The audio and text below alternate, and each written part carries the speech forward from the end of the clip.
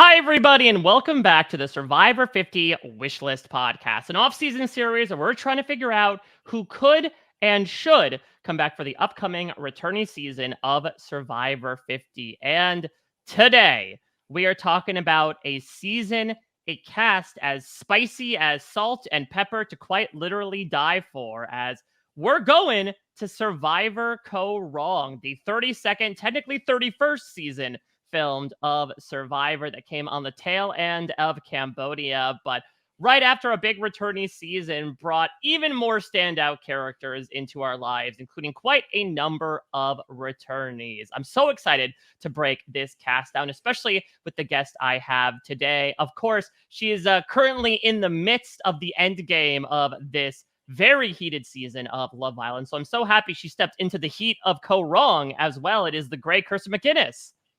We don't need no more heat, baby.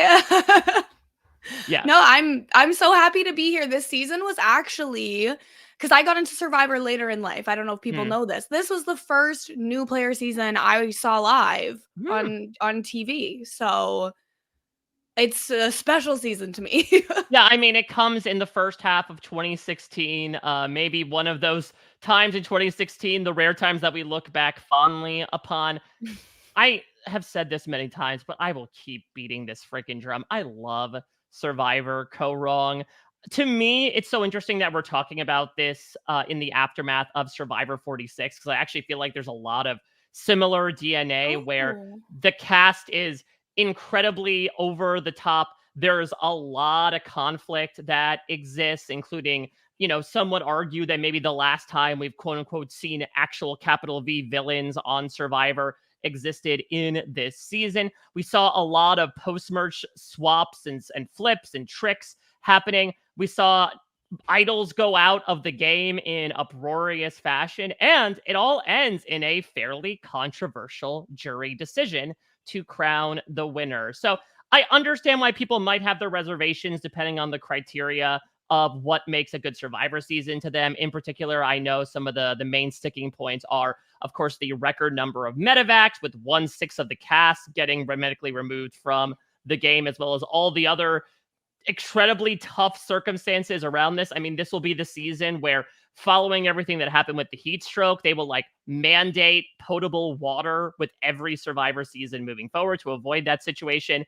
And then obviously the jury outcome, what I would say is probably the most talked about modern jury vote in Survivor history.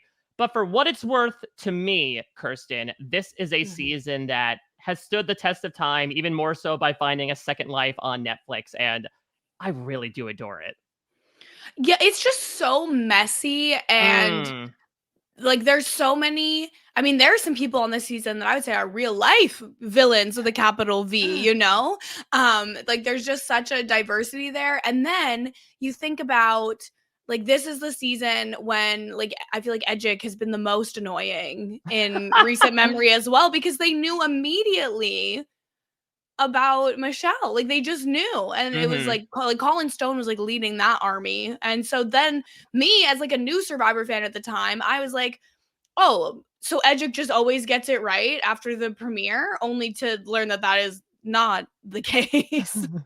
Yeah, very true. And it's an interesting tale for the winner as well, because we'll certainly get into it. You have this very unique set of circumstances to get the final three that we do, where you have someone like Ty, who stood out from the beginning for various reasons, but goes on to become this major force in the game, but then does away all this social capital as he ends up getting torn morally over the course of the post-merge. You have Aubry, someone who struggled early on, is crying on the shelter in the first few days, but then makes people cry basically with the moves that she's able to pull off. And then you have someone like Michele, who got a lot of that attention, in particular for this era of Survivor winner editing, which is despite the fact that she never went to a tribal council in the pre-merge, we saw a little bit of her in every single episode of the pre-merge, which indicates well, they want us to see her and be reminded that she exists for some reason. But definitely has one of the more unconventional paths to the end compared to other people in this season, given that she kind of becomes an odds-on target from Final Six onwards. And due to immunities and bad bladders, she makes her way to the end and gets rewarded with the win.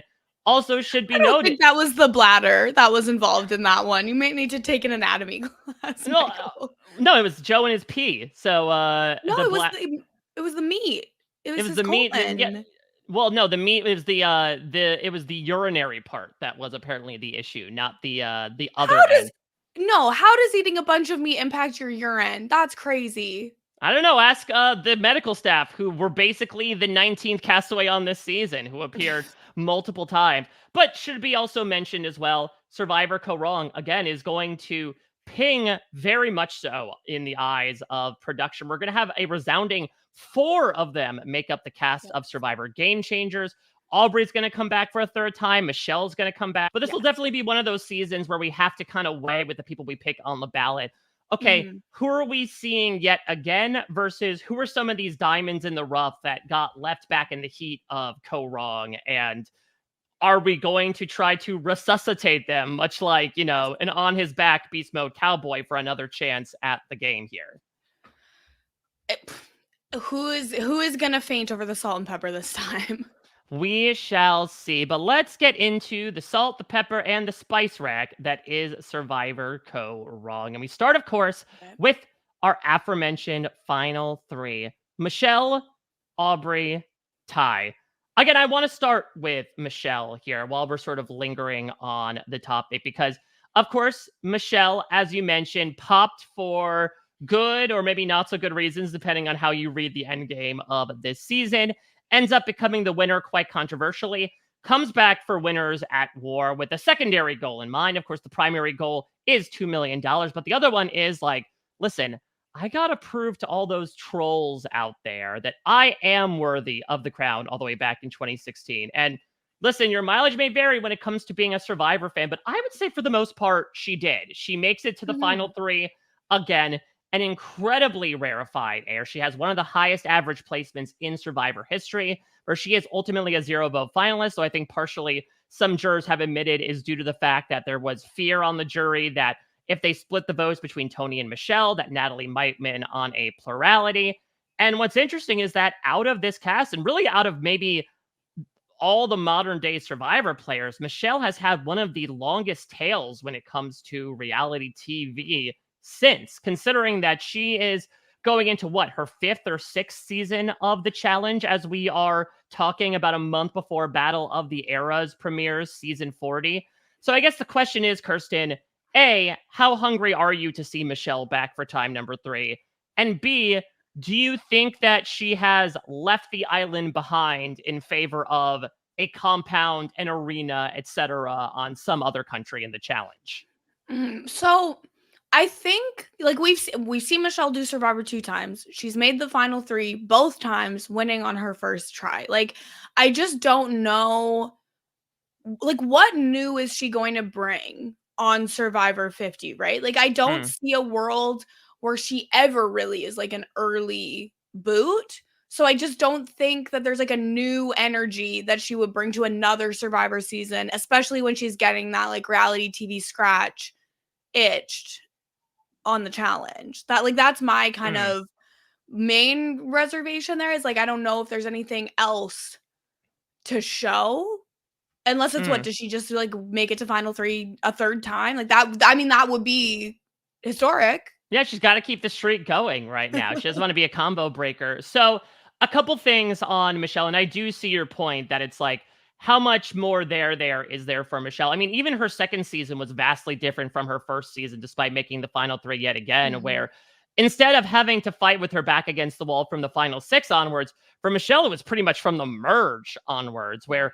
she is one of these people that gets caught flat-footed once Wendell is booted because of this alliance that she had with Wendell and Nick. And basically her entire post-merge narrative, and something that unfortunately may have contributed to her becoming that 0 vote finalist, is that she's consistently on the outs of votes. Sometimes she's brought in on stuff like when Tony brings her and Jeremy in on that big Sophie vote. But otherwise, until Natalie really comes back in the game, it's tough for Michele to really get a footing to the point where she can really prove herself in the end to the jury. I will note that Michele is always willing to come back to Survivor. Granted, This was asked right after the reunion of Survivor 40 before she started her challenge career. But when asked if she would come back again, she responded, "Are you kidding? I will never say no. If Jeff calls me, he doesn't even need to say a single word. I'll say yes and I'll pack my bag and be ready to go." So I see your point that I think this is what we talk about sometimes with the traders as well, right? Of like, if you have in your hand playing 26 to 39 days in an environment of deprivation and starvation for maybe the chance at making it to the final three again, versus going to a castle in Scotland for much less that time, or going to an environment where, yes, it's stressful, but you're still relatively well fed and you have some momentum going for less amounts of time. It does seem like Michele would make an exception to break her challenge streak to go back onto Survivor.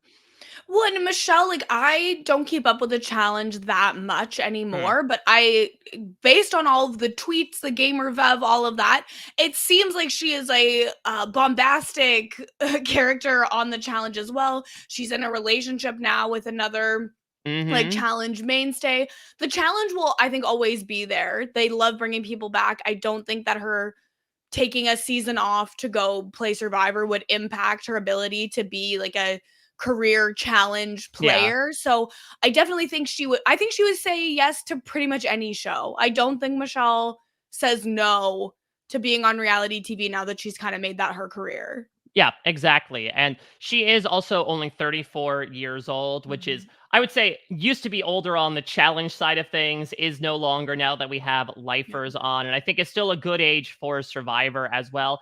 And yeah, I would be intrigued to see Michele for time number 3, because we talk all the time about, okay, how do these people fare on a third, fourth, fifth, sixth time when they've experienced so many other things in their lives since their last time, be it marriage, kids, loss, gains, etc. A little bit different case for Michele, but also she has played like 3 times more reality TV seasons now than she has played with just Survivor. Last time we saw her on Winners of War, she only played Survivor. So I would be intrigued to see if her experience on the challenge informed the way that she would play on Survivor, which, to your point, like, Michele is messy on the challenge. She is someone who, while again is very adept for Survivor, feels kind of perfect for the challenge. You didn't realize it until she was on it, between her up until recently willingness to, start romances, start fights, have hashtag Michele downs. But I do agree that I think people take off from the challenge all the time. And I think while the CBS Viacom merger is still solid, she could take advantage of the opportunity and easily hop over to the island without needing to break any contract. Absolutely. I do just also want to add my personal philosophy for Survivor 50 returnee casting is like, I would prefer to see people who've maybe only played once for the for the cast. I'm not super interested in third, fourth, fifth, sixth time returnees. Like, I would make an exception for like Suri, but other than that, no, thank you. Yes, your Fields last name still lives on, even if it doesn't in your Twitter moniker. I know. I took it off. I was like, okay, this is maybe going on too far. Well, let's move one space to her right, to the Kaoh Rong cast member that has come back the most, and someone who, such an interesting sign of the times here, Kirsten. Aubry Bracco. Let's take a journey with Aubry, because she plays on season 32 and again is one of the major forces in this game. And despite the fact that I think she is the most strategic player of the season, doesn't come without some errors. We will certainly talk about how that jury decision factors into her reception, but she does do some fun, messy things like write down Julia and cross her name out and write down Peter, or get rid of Debbie, who is firmly on her side at the time when she does. But suffice it to say, Aubry outside of 32 was considered one of the best players to never win, was getting all that Rob narrative that honestly we hadn't seen in that ferocity probably since Coach and definitely since Russell. So it makes sense she's immediately brought back for Game Changers, where her edit's a little more low key. She's a little like Michele in that she's left out of a bunch of votes, but she's still able to survive to the finale where she makes it to 5th place. But the edit is definitely more understated outside of her gifable reactions of her reactions to eggs and coleslaw. And then she comes back for Edge of Extinction, which even she is sort of like admitting in the moment, oh, this is too soon. I don't know what I'm doing here. She is one of the 4 returning players to try out the Edge of Extinction process, and she gets a whole load of it because she gets blindsided in episode 5 with an idol in her pocket at the very first tribal council she goes to, and spends the rest of the season mugging it up on the jury.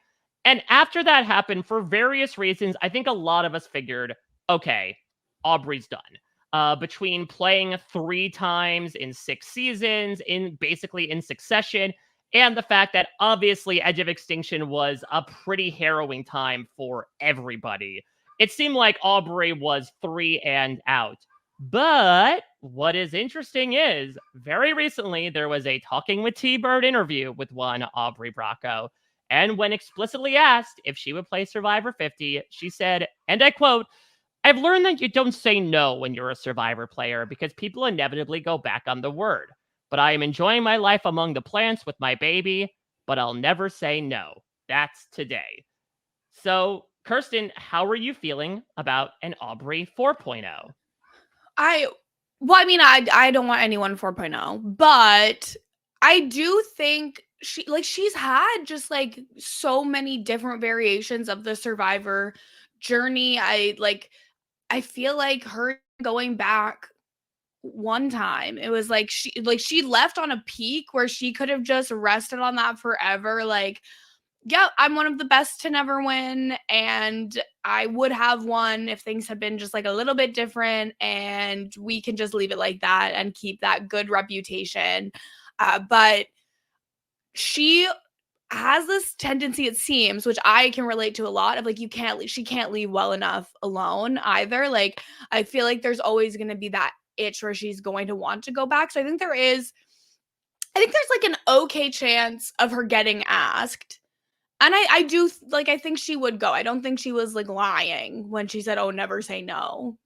Yeah, I definitely agree. And look, would a 4th time for Aubry be a little overkill? Maybe. But this is a case where I love Aubry as a character. I still remember back fondly to all of her random pop culture laden confessionals, the Oregon Trail, dying of dysentery. And I still use her metaphor about playing the middle and how you don't want to be caught standing in the middle of the street because you'll get run over.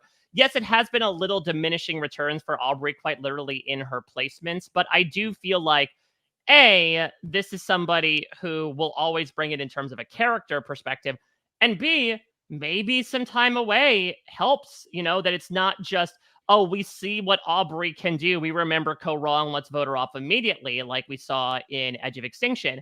And also the fact that Aubry has also changed a little bit in her time away. She has gotten married. She has had a child, as she mentioned. Now, look, it is quite a young child, so I wonder if she does actually get the call, if she will weigh saying yes versus saying no. But right now, in this French vanilla fantasy that we live in, if Aubry is not turning it down at the moment from a prospect perspective, I will keep her in the yes realm and say that she could be someone that would be very interesting to see on time number 4.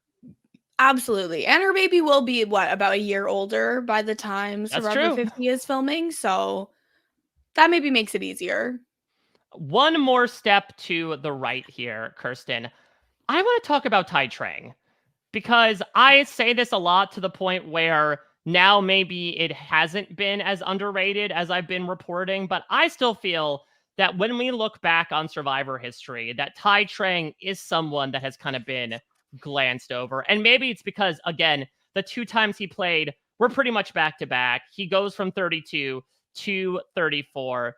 But suffice it to say, from the moment we saw the teaser for Kaoh Rong at the Cambodia reunion, and we see this like soft-spoken yet energetic Vietnamese man who's 50 years old, a gardener who's on the beauty tribe, we all cocked our heads and said, okay, this is one to look out for. And I don't think any of us expected what we got out of Tai Trang, the man that was an idol finding fiend between his 2 seasons, the one that would start a freaking like flirt mance with Beast Mode Cowboy of all people, somebody who would, again, conduct one of the most brutal moves in Survivor history when he decides to deny uniting the two idols to make a super idol to Scott and Jason's face, to make his way to the end and then get completely shut out. And then to come back again, where much like Aubry, again, it was a little more understated, but still is able to fight his way despite being in the minority alliance throughout the post-merge, still kind of jumps back and forth due to, again, him being kind of guided by his morals, by his emotion, finding more idols, playing more idols, one on Sierra Dawn Thomas, two on himself and Aubry in the famous Advantage Get-In, and then making it to fourth place where if Brad Culpepper makes a different decision, Ty not only makes his way to the final three, but could stand a chance of winning. So I feel like all that has kind of been obfuscated in the years since. Maybe it's because Ty himself does not really have a large social media footprint. But Kirsten, give me your thoughts on Ty.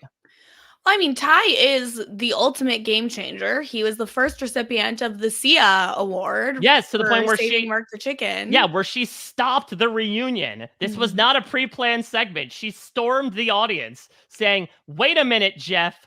I have something I need to say," because she was so bowled over by Ty and his animal loves. Well, yeah, and it's just like the gameplay weighs on him, right? So he doesn't make the super idol, but he doesn't feel like great about the decision after it's made. Like he still feels so guilty and needs to be consoled. So it's just like, I don't know. Does he have the true killer instinct in him? Because Ty is like a killer gamer would be compelling. Yeah, I see that. Do we necessarily want to see Ty wringing his hands for the umpteenth time about what to do? On the other hand, I think there is something compelling about Ty is not necessarily just a moralistic player that is going to like sit on his coattails and say, well, I'm not going to do this because of what I believe in. The funny thing about Ty is that he says, oh, should I do this? Should I do that? And then he usually makes the most chaotic choice as a result, right? That he's guided by his emotions, but as a result, it still produces exciting TV and exciting gameplay, which to me is a match made in heaven. I don't necessarily want to see GameBot Ty because, again, I think what warmed him up to so many people back in 2016 is his heart, is the love he has for things. And on the one hand, you could see or say, okay, maybe Ty is someone that doesn't want to play again just because he realizes that there's too much backstabbing involved. We've certainly had a few players express in the years since that they don't want to go back for those reasons. But listen, again, Ty, much like his ecological footprint, has a rather small one on social media. But from what I have heard when people have talked with him, he's still game for going back. He basically feels like anytime he is asked, he will go. I mean, again, you even saw when he was on the island, yes, when it came to the process of voting people out, maybe that was a little bit more of a big to-do, but like, he was still being ferocious, climbing trees, throwing water on planks, digging to find these idols. He beat Ozzy in an individual immunity challenge. He's 60 years old, which, yes, would be on the older side, but compared to some of the other people we put on this ballot is not. And he's also in fantastic shape. I think he still does like races. So yeah, I would not be mad at all at a Ty 3.0. Yeah, no, nothing to be mad about. Maybe like a little bit intrigued. I would be very curious to know how much he's actually keeping up with the new era of Survivor and how prepared he would be for that. I mean, he's certainly prepared from a survival standpoint. I think that he would definitely have a well-fed tribe. Yeah, very true. Though maybe not, right? Because any animals that they catch, he'd be like, nope, put a leash on it. They're our pet now. Yeah, but he'd find the roots that can be like cooked like potatoes and like all like he'd be able to climb those trees to get the good fruit and all that stuff. That is very true. I don't know, from a liability perspective, after what happened with Matthew in 44, I don't know if they let Ty climb trees anymore. Well, Matthew wasn't like just climbing trees. He was being dumb as hell. Well, let's move on to our jury here. So working our way up, we have Neil Gottlieb, the ice cream maker, who ends up getting medevaced, and in true ice cream fashion has an icy word to Michele on the way out because he is the first juror to ever be removed from the game via a twist. We have Nick Majorano. We have the one, the only woman of many jobs, Debbie Wanner. We have one of our capital V villains of the season in Scott Pollard. We have our teenager of the season in Julia Sokolowski. We have yet another villain in Bounty Hunter Kyle Jason. Of course, the aforementioned man who, I don't know if he couldn't pee or couldn't poop, but something wasn't happening down there. Joe Del Campo, one of the oldest people to play Survivor. And the person we need to start with here, Kirsten, our fallen angel, Sydney Gillen. Sydney is such a force. And I mean that in so many ways. I mean, we talk a lot about the power players that Aubry was, that Ty was in a certain aspect, but Sydney, in my opinion, was right up there with the person that ultimately she loses to in fire making in Aubry, where the Braun tribe is just an absolute mess to begin with in the season. They get winnowed down to 3. And then we end up getting into this perspective that we sort of have seen in modern day seasons of like, okay, but these 3 now get brought into this war between the between the brains and the beauty. But then Sydney decides that she's not just going to rest on her laurels here. And so she helps lead the culmination of this alliance of the women plus Joe plus Ty a little bit to flip the game onto Nick and completely change the course of things. And then that alliance obviously will guide a lot of the post-merge. She is obviously a fiery personality full of plenty of sound bites, full of game-changing fashion, like wearing the pot lid on her head.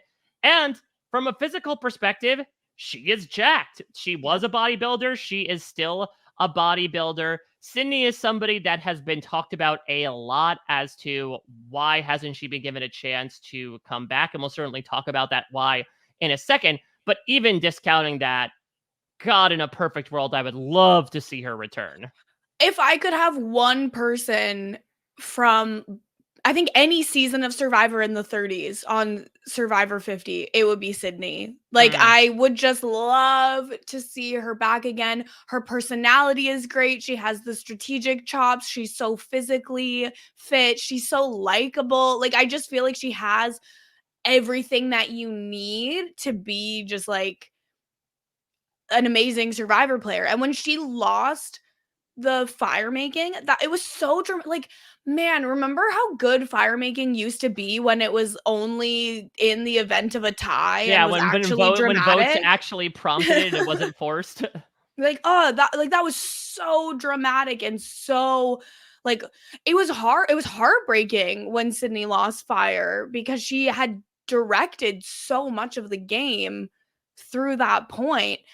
And oh my God, I would give so much to see Sydney play again. But I feel like she's like one of the people that has been I don't think she wants to come back because it impacted her bodybuilding so heavily after the season. Yeah, so let's talk about that. So again, Sydney still is a professional bodybuilder. And yes, suffice it to say, Survivor ain't good for your muscle mass, especially when you last 37 days in the game. So when Sydney came out, it legitimately put her job in jeopardy, and she had to work incredibly hard to obviously gain back a lot of stuff that she had lost out there. And so, yeah, for a while, she was definitely out of it. I believe she was asked for game changers and declined for that reason.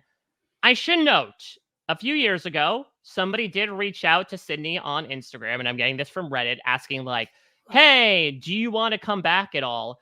Sydney replied, I definitely will. I just need to accomplish a few things first. Then I'm down to be on every season. So that's the good news. The good news is, if it seemed like Sydney was one and done and was ready to just leave Survivor behind and fully embrace her career, that's not necessarily the case. I think if I'm trying to read between the lines for Sydney, it's basically like, yeah, when I retire from bodybuilding, then I'd want to come back for Survivor. But almost in a way like Michele, Kirsten, I do wonder if like the allure of a season like 50 could have Sydney putting down the weights and picking up a buff to rejoin the game. From your lips to God's ears, I would be so like, honestly, people don't want to see who I'll be on social media if Sydney's on Survivor 50. And she is young. I did not realize this. She was 22 during Kaoh Rong. Yeah, and it's tough to like anything with bodybuilding. Obviously, that in itself takes a toll on your body with the bulking and the cutting and getting ready for competitions. And it's like Survivor is kind of the ultimate cut where it's too much, obviously. So, but I don't know, maybe now she's a little older, like she's got good skeletal muscle, she'll be able to bounce back. Maybe she'll do it. Let me be delusional. Absolutely. Should there be a writer in her contract of like, no new era shit? You provide us food from the get-go, or I'm not doing it. Where's my protein powder? It's like, yeah, maybe there's no food, but like she can have a little protein powder as a treat. Send Sydney on a journey and do the whole like Gabon temptation of, okay, you could have a clue to an idol, or you could have creatine. And Sydney's like, damn, this is the hardest decision I have to make in this game. She's like, it's fine. I'll take the creatine. I can find the idol without it. Exactly. So I do want to dash back to the person who is from this jury, a returnee from Survivor, and we'll talk about if we want to see her again. Debbie Wanner, in a season full of characters, perhaps the biggest, her first confessional gave us the phrase, puzzles lay down for me like lovers. She was an editor's wet dream this season where every confessional, she was coming back with some sort of new job, be it a part-time model, caretaker to nuns, water treatment scientist, server at Red Lobster, and the editors reflected that she was intense in more ways than one. And that carried over into Survivor Game Changers, where she was yet another alum to return. And I think most infamously was known for, before Liz Wilcox made I'm Pissed the new hotness, Debbie Wanner, and I would say even Sandy Bergen, did it first with her reaction to being left off the balance beam portion of the challenge and screaming at Brad Culpepper, both in front of his face and behind his back. In both cases, Debbie ends up making it to the merge, where a couple votes in, she ends up getting blindsided by her own allies. In Kaoh Rong, it was Aubry. In Game Changers, it was Sarah Lacina. Kirsten, what would you think about a third bullet point on the Survivor resume for Debbie? Like, listen, Debbie, it's always possible that she'll bring something new to the table. You do not know what she's going to do. She is, I feel, a wild card, you know, Charlie Day style. And like maybe you do want some elements of chaos coming into a big season like 50. Obviously, if it's all game bots, that's kind of boring. But I don't know if Debbie needs to be the one to do it. Yeah, I go back and forth because I could definitely see her back if only for, I just want another dose of the Debbie weirdness. I mean, this was somebody that, again, at the time was regarded as one of the most ridiculous characters in Survivor history. We should have known with the freaking choice of bathing suit, Kirsten, which is staring me in the face right now. I feel like its eyes are following no matter where I move on the screen. For what it's worth, Debbie does want to come back. She's 58 years old currently, but she did say when she did Talking with T-Bird back in like 2020, 2021, that she would play again. Though she has admitted, if you talk about whether or not a tiger bathing suit can change its stripe, she does say that as she's gotten older, she's realized like what her body needs in that moment. So maybe it would involve her getting a little less aggro, particularly when it comes to the physical department. Maybe no more chin-ups on tree branches to show off her physical prowess. So yeah, just absolutely wasting the energy that you have when it's not required. I just feel like she got so mad and also so bitter on both of her seasons, and I'm like, I feel like there's people who can fill that kind of weirdo spot that bring more of like a sportsman-like energy to the season. You're saying she's not a good sportsmanship man? Maybe. Don't tell her I said that, though. Well, on that note, shall we talk about the tag team duo of Scott and Jason? First off, let me ask you, Kirsten, as a former person that was personified as a demon-like creature in her stint on reality TV, what's your take on the villain discourse? Do you feel that Scott and Jason are quote unquote the last villains we've seen on Survivor, or do you think we've seen more shades of it in the new era? Okay, I don't know if they're the last villains that we've seen, but I think that they might be the last villain duo that were so viscerally disliked. Like I don't know if anyone was like standing Scott and Kyle Jason.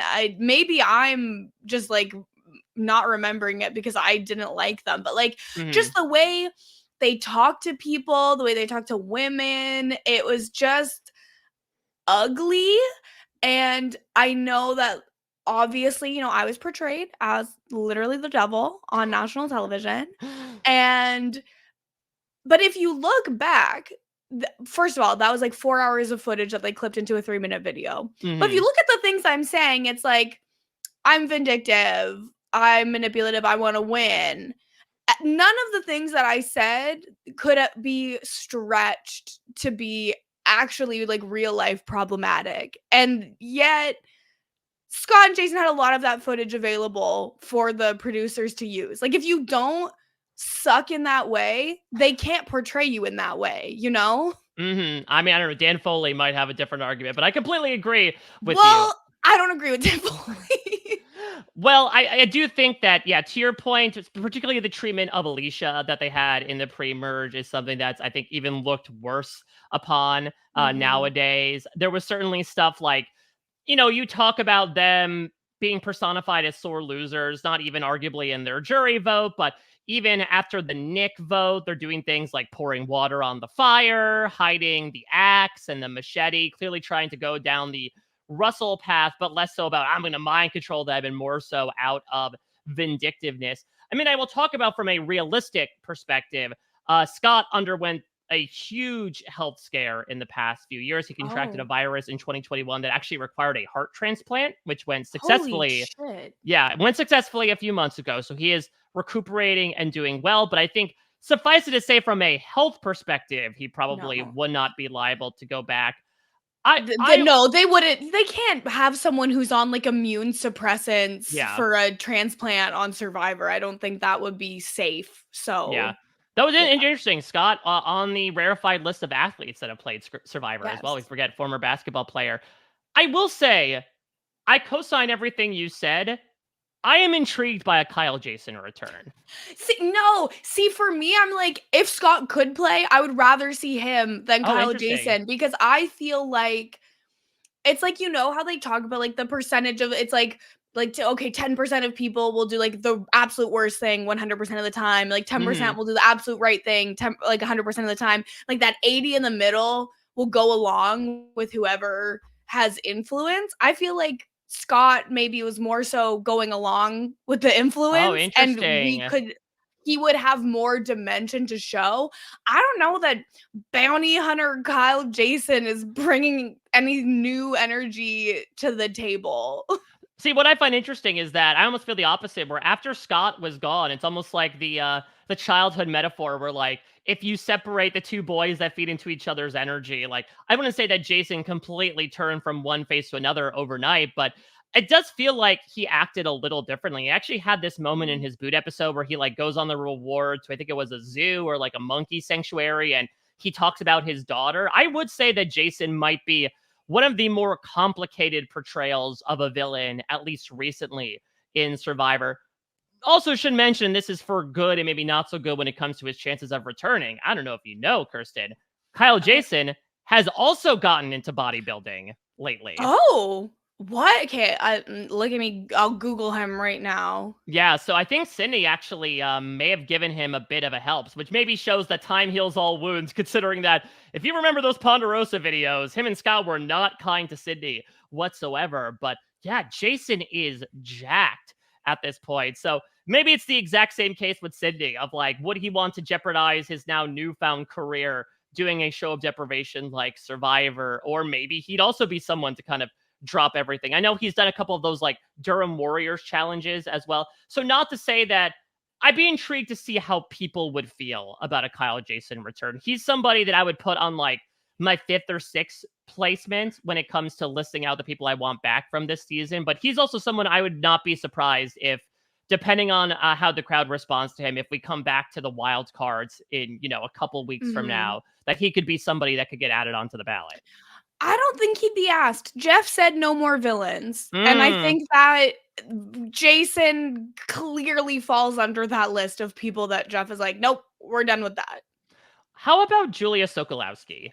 And it's odd because I think you look at this cast and you're like, oh yeah, Julia was there. But a number of things. First, she played when she was 19 freaking years old, something that had gotten done in previous seasons. Of course, Natalie Tenorelli, you had Frosty, you had Spencer from Tokensheens. But for a while, really until like Michael Yerger came along, I feel like Julia was given the label of one of the best teenagers to play the game, where was she maybe as memorable and stuck out as much as the people she surrounded herself with in Scott, in Jason, even Michele to a certain extent? No. But I feel like there was something there with Julia that maybe might have been tamped down due to A, the personalities around her, B, the position she was in, and C, the fact that she was playing when she was 19 freaking years old. So I'm intrigued, Kirsten, from your perspective, would you be interested in another appearance from Julia? I think Julia might be one of the more intriguing prospects for a return. Because, like, how old is she now? So she is, let's see, Julia Sokolowski is 28 years old. Yeah, like the amount of growth that you go through just as a person between 19 and 28, I guess like 29 by the time 50 would be filming, like that's a different person, right? Yeah. And if she was compelling enough at 19 to get cast on reality TV, I can't imagine the adventures she's had since and the new perspective she could bring to a season. Like, it would be just such an interesting dynamic because I feel like even at 19 years old, she definitely had strategic chops. She was making some moves. She was doing her best to play the game. She wasn't just there by any means. And I just think it'd be very interesting to see how she played as a like full adult, not just a legal adult. Yeah, well, you are not the only one who feels that way. In her quarantine questionnaire, when asked if she would play again, she said, yes, I drop everything and leave right now if the opportunity presented itself. I've wanted to play again since the moment Jeff snuffed my torch. Lately, more than ever before, I've been itching for another shot. I'm turning 25 in April, so maybe it's a quarter life crisis thing. I have grown up a lot since I played. I have more to prove. I'm so grateful for my Kaoh Rong experience, but genuinely hope my Survivor story isn't over. Yeah. I do think she could get lost in the shuffle though. That's the thing is that, listen, we are certainly we are past the era of like, okay, let's fill our cast with young, hot women. So Julia definitely feels like a little bit sticking out from that. But I'd be intrigued to see how she would do in a fan vote. Because I think that like real OGs get her, but I'm not sure, especially when you look again at the cast of Kaoh Rong, if she's necessarily that pinks to the front of the mind outside of who were some of the best people to play when they were teenagers. Mm-hmm. She could have some Kelly Wentworth upside too. Oh, absolutely. Let's dote upon the other members of the jury here. First off, I do not think Joe Del Campo would be able to play again. He is 81 years old at this point, which I think makes him maybe the second oldest still alive Survivor contestant. So I think he's Joe could good. play. Joe could play. Like, all right, don't say that to Rob. Think about how absolutely jacked Joe is as like an older person. Like, he is physically fit as long as his like mental acuity is still there, which like 81 is not like the oldest person in the world. Like, I feel like tell that to the American voter. Well, no, but there's a difference. But it's also like I feel like you meet, where they're like 70, but they read as like, oh, that's like an old person, even though it's like not as old. And then there's some people where you're like, that person's 91 and they seem younger. Like, there's just like so many different things go into how much like mental acuity, physical fitness, like agility and all of that you have once you're older, that it's like tough to have a blanket statement of that. And again, we're talking about playing a game on reality TV, not like running a country. So it's a little bit of a different discussion, I think. But like, depending on how together his life is at this point in time, which like there's a wide range of how that could be. I would be putting an old man. That's fun. What about our final two jurors here? N and N, Nick and Neil's infamous playlist. Any interest in seeing either one of them back? I feel like Nick could be in to see just how he is. Like, I feel like Nick is very much like lovable douchebag vibes, and in Mhm. the words of Brian Scally. And I've never met Nick Myrano personally, but I've heard he's like one of the absolute nicest survivors that you can meet. He is, I can And attest to so that, yeah. yeah, that could certainly treat him well. I don't know what's he up to these days. Do we know? I mean, he doesn't really have any social media presence. Last time I checked, he may be married and or with a child. I may be completely making this up. I know he was a Oh. manny for a little bit. Yes. That was his job when he was on Kaoh Rong, correct? Or like a little bit after it. What about Neil? I think, he was one of the larger strategic forces, definitely a more expressive brain on the Brains tribe alongside Aubry, gets medevaced with an idol in his pocket at the merge, and then makes an impression on the way out with the ice cream pants as he basically tells Michele, you will rue this decision.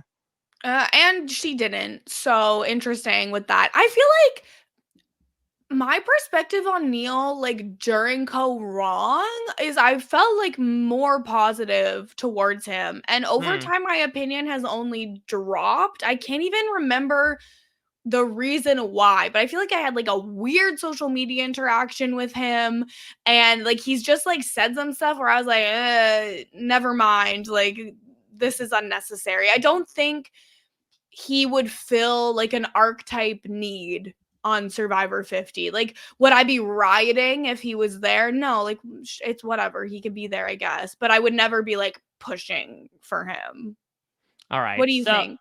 yeah, I don't know. I liked him in the moment, and he's definitely somebody that I wouldn't be completely unhappy if he came back, because he definitely showed that, again, he has the capacity to strategize. He can find idols, but also like he can bring the mess if need be. That, yes, were his words a little too aggro to Michele on the way out? Yes, but like it did create some fun fire. And he also was facing this rather unprecedented situation of, oh, you think you made the jury where this other person won an advantage and therefore you can't be on the jury anymore. So I think he had a right to be a little steamed. Maybe not to the point of like calling her like a puppy suckling at the teats or whatever animal based metaphor that he ended up using. I think maybe Neil's chance to return could have been something like Game Changers, or if they invoke Mhm. some sort of like second chances season in the 30s. Yeah. So I wouldn't. He would not be on my personal short list, but I also would not be surprised if there are people in the comments saying like, "Oh, I always liked him and would want to see him back." Mhm. Well, yeah, and I think that that also raises an interesting point just about Kaoh Rong in general, like where it lies in the, seasons of Survivor. There have been returning seasons since then. A Mm, lot of people from this season have returned. And so to have not returned and also not been asked, like we know Sydney was asked and declined, but like we would know if Neil had been asked, right? yeah. And he would have taken the opportunity. So I feel like the people who haven't been asked at all, it might be a slim chance for them to actually come back. All right, well, let's finish off with our pre-mergers here. Working our way up from the beginning to the end. We have, of course, Mr. Brown Trout himself, Darnell Hamilton. We have the woman that brought a new definition to earworm in Jennifer Lanzetti. We have the first brain cast out, who, again, you talk about the wildness of Kaoh Rong. The first brain vote, if you remember, was like almost a coup of the power Mhm. couple of Peter and Liz. Liz Markham, the first voted out from the brain tribe.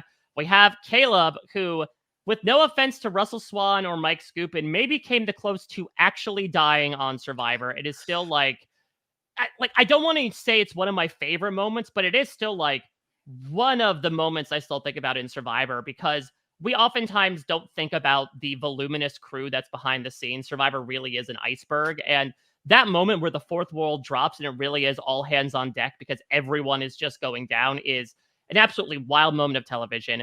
We have the Mhm. mental giant herself, Alicia Holden, who is the scrappy underdog of the Brawn tribe that finally gets cast out. We have our swap screwed beauty in the form of former poker player Anna Kate. And we have Dr. Obama himself, Peter. Believe it or not, Peter was apparently in talks for Game Changers at some point. I mean, I can see that. Like at the time, there was very much a lot of discussion of like the Peter Liz duo and the damage of like what could have been had they not been, cut down when they were. So like I'm not surprised that he would have been in discussions for Game Changers, but the fact that he didn't make it in and then so much has happened since, and I feel like it's like a slim to none chance for Peter. So, focusing on some of these other people, I would imagine, like Kirsten, you are a longtime Big Brother fan. First off, what were your thoughts on Caleb's crossover? And do you want to see a third time out of him where maybe he'll make it past day 9 this time? Okay, as a Big Brother fan and as a live feed watcher, I know more about Caleb than I would ever want to know. Like his behavior on Big Brother was crazy, and the fact that that was rewarded with a return on another show, literally never understand. Obviously, there's something to be said for someone who's willing to literally die for over salt and pepper for the rice. Like, I don't know. Like, to me, that shouldn't pass the psyche eval if you're that like willing to go for it. I can see why Survivor only watchers would maybe be interested in seeing more Caleb and think, oh, maybe there's more to his story. I've seen enough Caleb to last several lifetimes.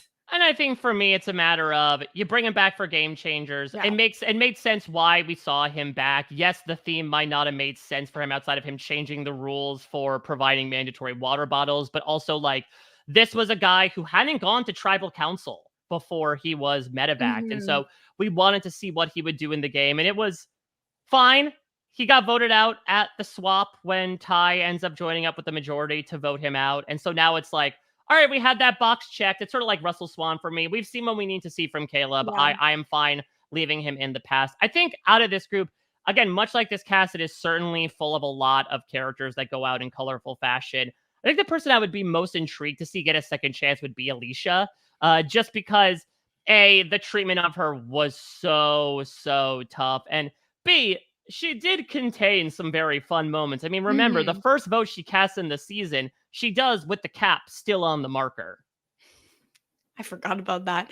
Yeah, Alicia's fun. I liked her energy. I didn't understand why she was so, hated by her tribe and treated so poorly.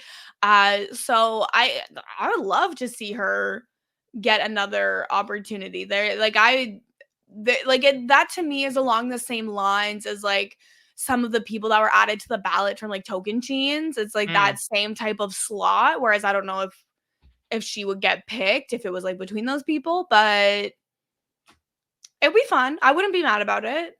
Any other highlights from this pre-merge group?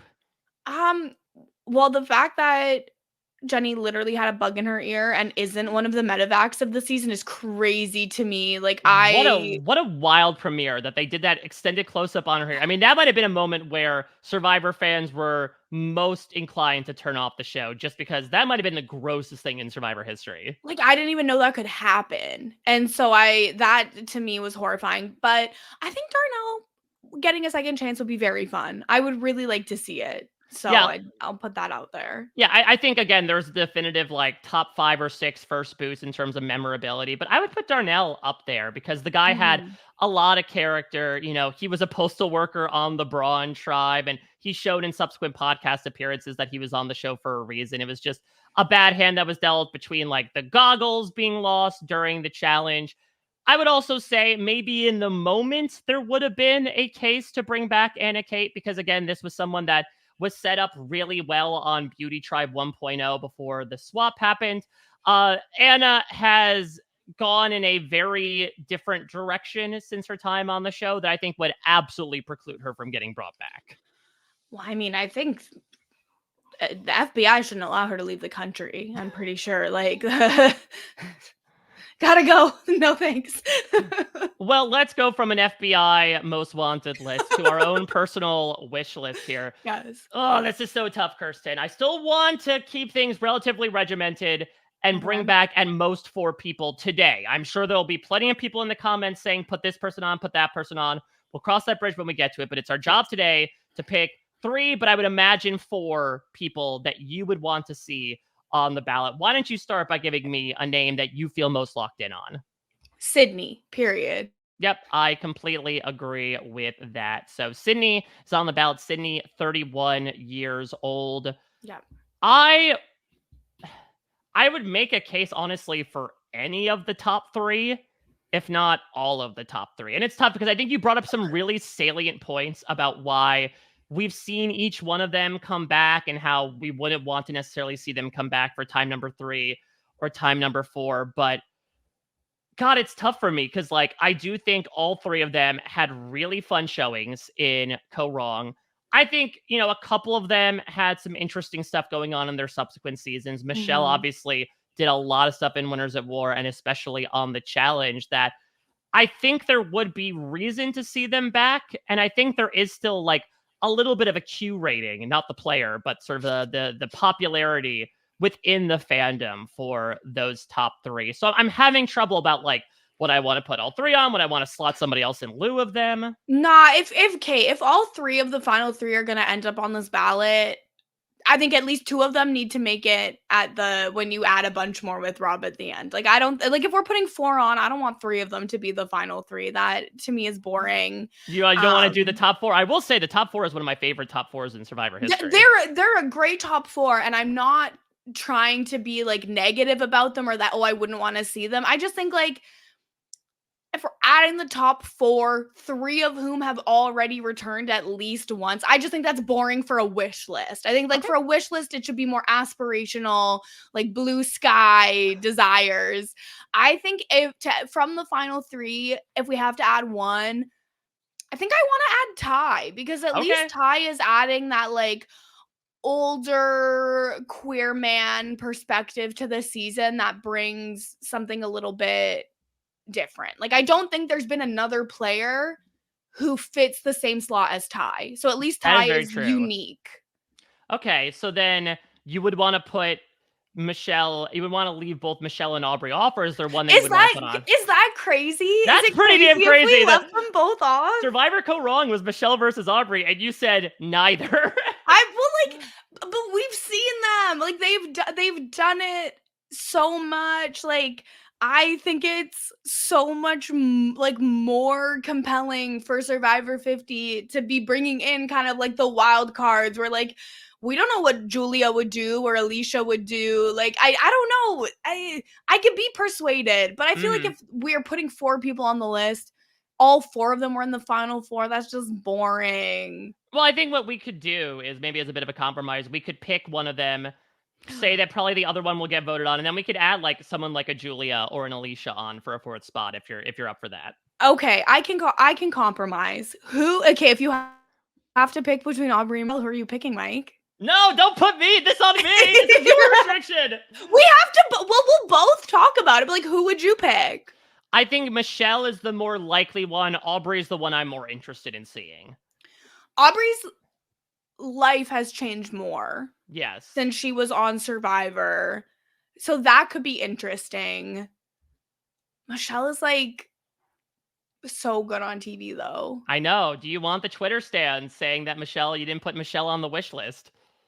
I would rather put Michele on than Aubry. Can we wait? But okay.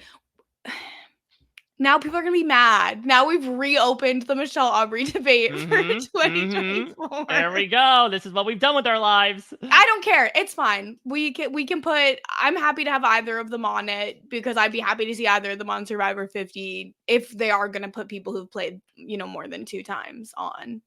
Okay. So then now we're sort of back where we started, right? Yeah. Like, do you want to be the top 4? Do you want to add someone else on? Okay. I'm not making decisions because people on Twitter are going to be mad at me because of the decision I made. I'm not scared of Twitter, okay? Because guess what? I got that block button, baby. If you're rude to me, you're blocked. And I've got the moderator control on the RHAP YouTube channel. So if you're mean in the comments, I'm deleting it. I don't care. Let's do Michele though. Let's do Michele. I just think that she's more likely to be there, and so it makes sense to have her on the ballot. All right, so we will throw Michele on there, and then for a 4th one, Would you want to do Julia? Would you want to do Alicia?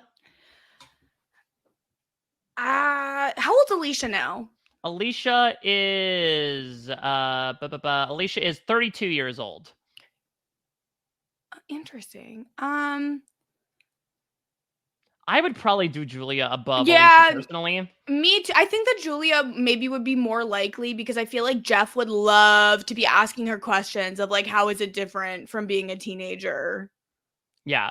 So we'll put Julia on. So the Yeah. 4 people placed on the list: Michele Fitzgerald, 34 years old; Ty Trang, 60 years old; Sydney Gillen, 31 years old; Julia Sokolowski, 28 years old. And look, I imagine it's going to be an inevitability that Aubry is going to get put on the ballot as well. So she's gonna be there anyways. So let me have fun.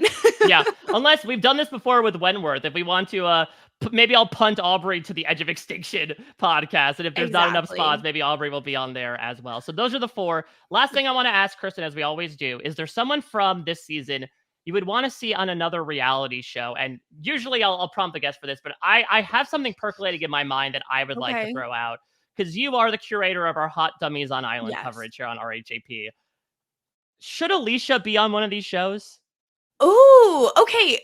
I think Alicia would be fun, but I almost the problem with these Hot Dummies shows is they tend to cast people like 24 and under. So she would be like the quote unquote old lady on the show. That could work, you know. Everything's a sliding scale. Or maybe, I don't know, does Love is Blind, does that tend to have older cast members on it? Love is Blind skews a little bit older, so I could see a universe where she does the Love is Blind to Perfect Match pipeline, and that could be very fun.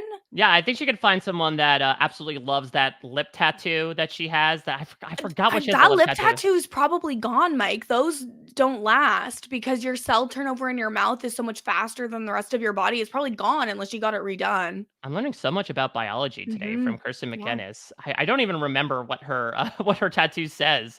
I forgot that existed. And you talk about her being a game changer. I believe Lindsay from Survivor 42 got the number 42 tattooed on her lip as well.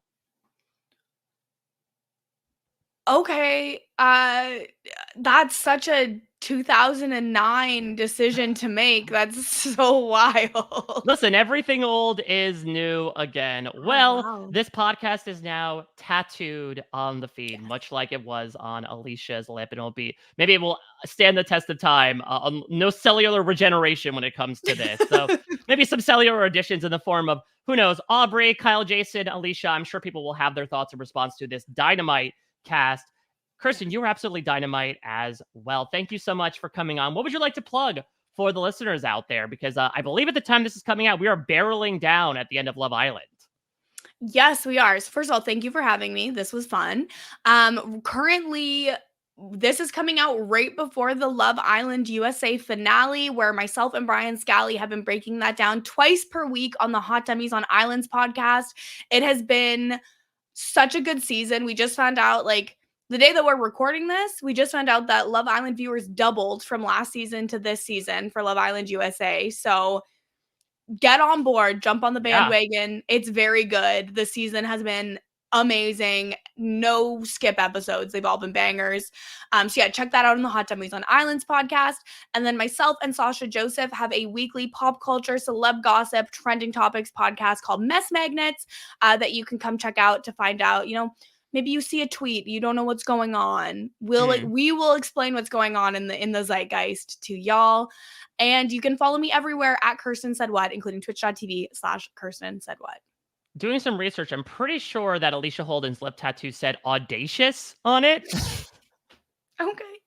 I mean, like, lip tattoos had their moment. I feel like 2009 was when the Cobra Starship album Hot Mess came out, and the album art was a girl with like the tattoo that said Hot Mess in her inner lip, and it was like very much in like the pop punk scene at that time. So I'm just like, so weird to think of that existing outside of that place and time. Well, we will move on through time as we'll be taking a break for the weekend as we always do. But Monday, we will be back with a hell of a follow-up season to Survivor Kaoh Rong, Survivor Millennials versus Gen X. Kristen, I'm intrigued from your perspective. What millennials or Gen Xers would you want to see on the ballot for Survivor 50? Oh, millennials versus Gen X is so good. I feel like I actually just want to even like look at the cast list quick. Damn. There's so many. That's going to be a hard one. That's going to be a hard one to get the ballot because there's so many good people. Like those first like 4 boots are so shameful that I like want all those people to get a chance to come back. Like, oh, that's going to be a Well, good pod. it's gonna be it's gonna hopefully be a good pod, and it'll be a tough time with myself, but I'll have a fantastic co-host to do it with. Ali Lasher will be joining me Amazing. on a Monday to add people to the list for Survivor Millennials versus Gen X. That's gonna do it for this podcast and this week of the Survivor 50 wish list. Let us know, of course, your thoughts in the comments and who inevitably from this season will be added to the ballot to join Michele, Ty, Sydney, and Julia on the Survivor 50 fan vote ballot. Thank you all so much for listening. Hope everybody has a great weekend. Until next time, take care. Bye-bye.